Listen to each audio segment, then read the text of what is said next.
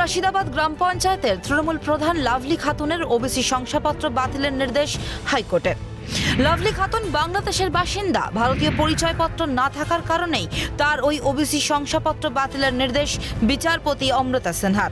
প্রসঙ্গত 2023 সালের পঞ্চায়েত নির্বাচনে কংগ্রেসের প্রতীকে প্রতিদ্বন্দ্বিতা করে জয়লাভ করেছিলেন লাভলি খাতুন।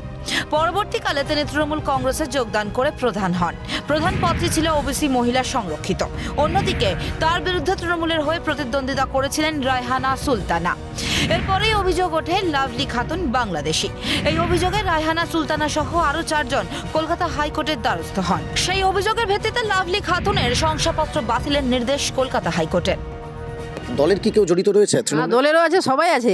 একজনেরা কাজ করতে পারবে? সবাই মিলে আছে, সবাই দলের আছে, সব আছে। তৃণমূলের হ্যাঁ আসলে তো প্রধান হবে সব।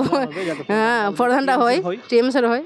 ও কংগ্রেস থেকে দাঁড়িয়েছিল, আমি টিএমসি থেকে দাঁড়িয়েছিলাম। ও আবার দল ত্যাগ করে এখানে টিএমসিতে আসলো প্রধান হওয়ার জন্য। এটাই সব পার্টি নিয়ে সব করে নিয়ে এসছে।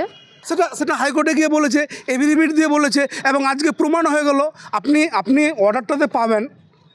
অর্ডারটাতে পাবেন যে মোস্তফার মেয়ে লাভলি খাতুন না, একদম পরিষ্কার। এই অর্ডারে আপনি পাবেন পরিষ্কার।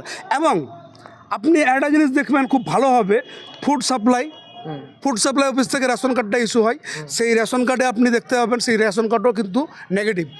অভিরূপা হাজরা ও অভিষেক সাহার রিপোর্ট, ক্যালকাটা নিউজ।